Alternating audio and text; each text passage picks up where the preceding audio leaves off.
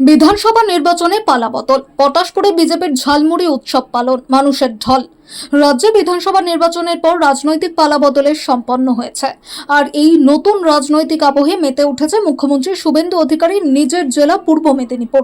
সোমবার বিকেলে জেলার পটাশপুর 2 নম্বর ব্লকের প্রতাপদিঘি বাজারে ভারতীয় জনতা পার্টির পক্ষ থেকে এক অভিনব ঝালমুড়ি উৎসবের আয়োজন করা হয়। নির্বাচনী সাফল্যের আনন্দ সাধারণ মানুষের সাথে ভাগ করে নিতেই বিজেপির এই ভিন্ন ধর্মীয় উদ্যোগ বলে জানা গেছে। এদিন প্রতাপদিঘি বাজারের মোড়ে বিশাল আয়োজন করে পথ চলতি সাধারণ মানুষ, ব্যবসায়ী ও পথচারীদের হাতে ঠোঙা ভর্তি ঝালমুড়ি তুলে দেওয়া হয়। বিকেল গড়াতেই উৎসবকে কেন্দ্র করে প্রতাপদিঘি বাজারে মানুষের ঢল নামে। ঝালমুড়ি নেওয়ার জন্য 8 থেকে 80 সবার মধ্যেই এক অভূতপূর্ব ও স্বতঃস্ফূর্ত উন্মাদনা লক্ষ্য করা যায়। দলীয় কর্মী সমর্থকদের পাশাপাশি সাধারণ মানুষের এই ভিড় ও উদ্দীপনা ছিল চোখে পড়ার মতো। এই জয় সাধারণ মানুষের জয়। আমাদের ভূমিপুত্র শুভেন্দু অধিকারী রাজ্যের মুখ্যমন্ত্রী হয়েছেন, এটা পুরো পূর্ব মেদিনীপুরের গর্ব। তাই কোনো জাঁকজমক বা অহংকার নয়, একদম মাটির কাছের খাবার ঝালমুড়ি খাইয়ে আমরা সাধারণ মানুষের সাথে এই আনন্দের অংশীদার হলাম বলে জানান স্থানীয় নেতৃত্বরা। নির্বাচনের পর কোনো রকম অশান্তি বা হিংসার পথে না হেঁটে এই ধরনের সুস্বাদু ও জনসংযোগমুখী উৎসবের মাধ্যমে বিজয় উদযাপন এলাকায় বেশ সাড়া ফেলেছে।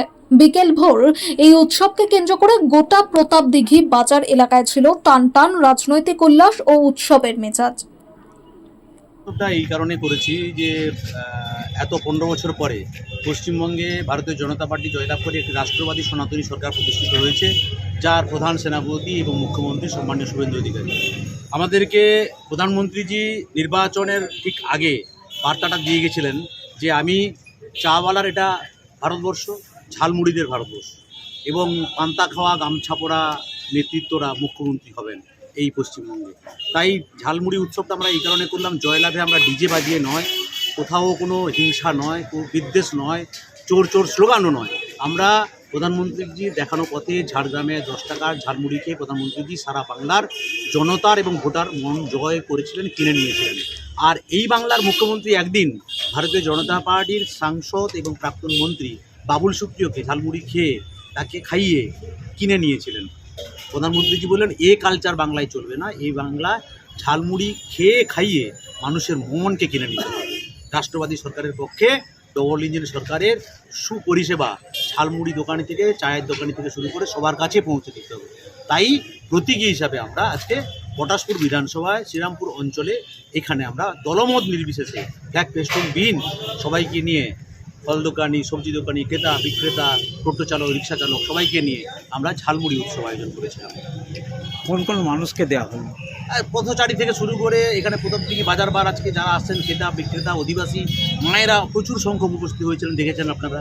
বাড়ি থেকে বেরিয়ে এসছেন আমাদের এই মাইকের শব্দ শুনে, নিবেদন শুনে, এবং পথচারী রাস্তাঘাটের ড্রাইভাররা যানবাহনে তারাও এসে ঝালমুড়ি আনন্দে নিচ্ছেন এবং আমাদের প্রধানমন্ত্রীর এই উদ্যোগকে বা এই চিন্তাভাবনাকে সাধুবাদ জানাচ্ছেন, ধন্যবাদ দিয়ে গেছেন, আপনাদেরকে বাইট দিয়ে গেছেন।